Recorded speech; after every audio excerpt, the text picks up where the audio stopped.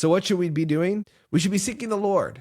We should be putting our plans in front of him. Put them in the fire. Ask God to refine them. Burn them away if they're not of him. And at the end of the day, when God gives you a clear plan, what do? Do you step out in faith knowing that God has already stabilized your step? Or are you going to sit there hoping and praying that God's going to come?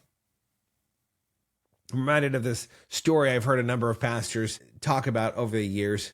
There's this guy, there's a flood coming. So he starts, making the preparations. He gets the sandbags. He puts it outside of his house. The fire department came and they said, hey, you got to go. The flood's coming. You're going to get washed out. No, I'm good. God's going to provide for me. God's going to save me. Flood waters start rising, gets into the house, gets to the second story. All of a sudden, the fire department comes in again with search and rescue boat. Hey, come on, we got to go. Like the water is going to cover your entire house. No.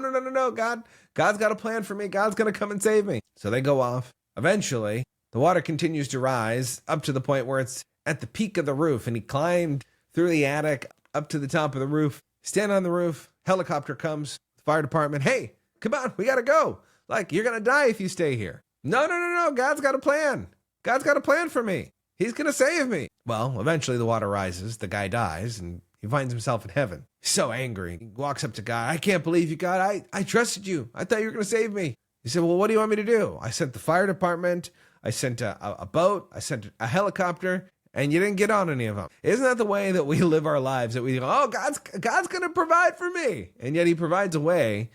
It's just not the way that we think he's going to provide it. It does require action. It does require us to step forward and to do something with our lives. But the question is, before we go and do that something, have you consulted the Lord? Are your plans in alignment with the Lord's plans?